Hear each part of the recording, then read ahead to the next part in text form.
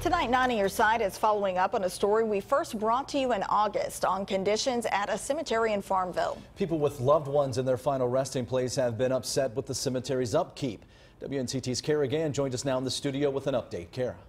Ken, Shayla, I revisited Crestlawn Memorial Gardens today right off Highway 264 in Farmville after some of the very same people I spoke with back in August reached back out to us frustrated and wanting conditions to change.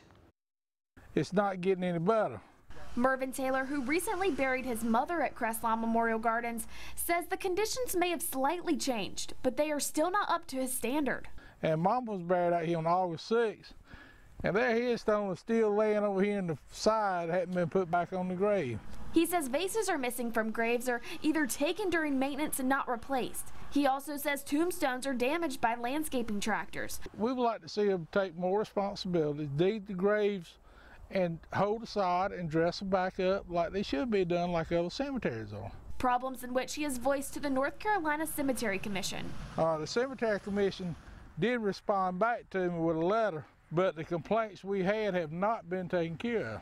In this letter, the commission provides Taylor with a letter from the cemetery manager, Angela Hodge, explaining some of these concerns. She says Crestlawn has repaired problems like the statue damage and planned to plant flowers around it. She also claims the grass and weeds are being maintained and the overflowing trash cans have been emptied. However, the commission said, quote, based on our personal visit to the cemetery on September 29, 2018, we believe the concerns expressed in the complaint continue to be an issue.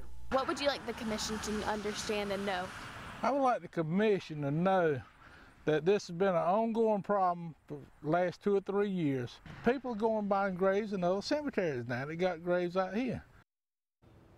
I spoke with Glenn Cutler, the executive producer of the Cemetery Commission in Raleigh, on the phone, and he said the owner of the cemetery, who lives in Florida, was unaware of these concerns. Cutler said the commission is working with the owner to see what can be done, but he told me they could suspend the owner's license to operate, or they could take him to court to try to find someone else to take care of Crestlawn and investigate the problems there. I also reached out to the cemetery and have not heard back yet. Kara Gann, 9 on your side. Kara, thank you.